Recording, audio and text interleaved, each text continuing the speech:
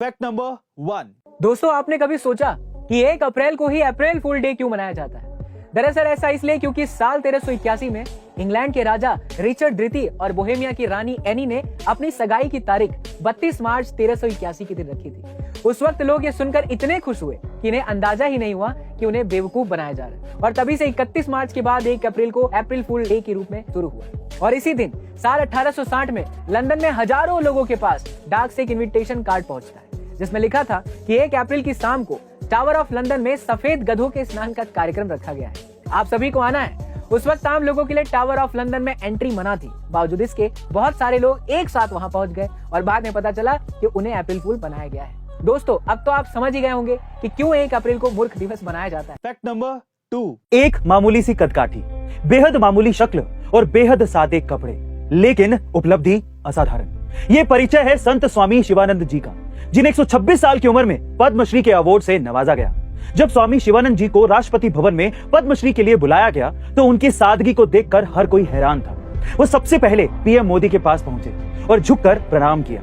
स्वामी जी की सादगी को देखकर पीएम मोदी खुद भी अपने आप को रोक नहीं पाए और देश के पीएम होने के बावजूद भी उन्हें झुककर प्रणाम किया। जब शिवानंद जी राष्ट्रपति से सम्मान लेने के लिए पहुंचे तो वो महामहिम के सामने भी झुक गए। राष्ट्रपति ने भी झुककर शिवानंद जी का हाथ पकड़कर गले लगा लिया और उन्हें पुरस्कार दिया। यही तो है भारत की आत्मा और संस्कृति।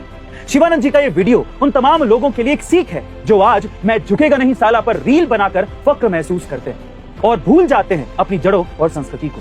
गाइस, हमारी संस्कृति मैं झुकेगा नहीं साला में नहीं है, बल्कि हर शख्स झुकेगा में है। Fact number 3। गाइस, वैसे तो बॉलीवुड एक्टर्स को पैसों की कोई कमी नहीं है, लेकिन फिर भी कई एक्टर्स इन्वेस्टमेंट से पैसों को कई गुना करने में लगे हुए हैं, और उन्हीं में से 2 एक्टर्स हैं कटरीना कैफ और आलिया भट्ट, जिन्होंने शेयर मार्केट में इन्वेस्ट किया था और उन्हें पैसे कई गुना बढ़कर मिले। जी हाँ गाइस, आप ठीक सुन रहे हैं। दरअसल साल 2018 में कटरीना कैफ ने 2 करोड़ रुपए का निवेश नायका कंपनी में किया था, जो उन्हें 2021 में 22 करोड़ रुपए बनकर मिले।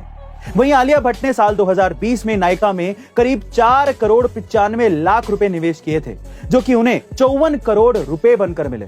गाइस, आप अब सोच ही सकते हैं कि 2-3 साल में ही दोनों ने कितना प्रॉफिट कमाया है।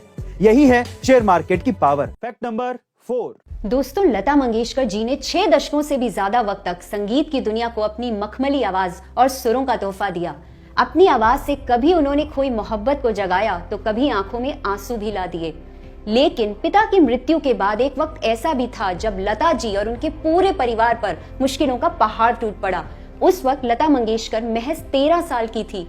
चूंकि लता जी घर में सबसे बड़ी थी तो परिवार की जिम्मेदारी उन पर आ गई।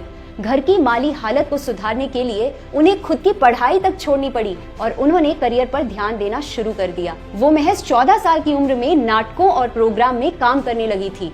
उसके बाद उन्होंने पीछे मुड़कर कभी नहीं देखा और अपने पूरे जीवन में लगभग 20 भाषाओं में 30,000 गाने गाए और अपनी सुरीली आवाज के दम पर लोगों के दिलों में उतर गई। दोस्तों, लता जी को A2 फैमिली की तरफ से भावपूर्ण श्रद्धांजलि।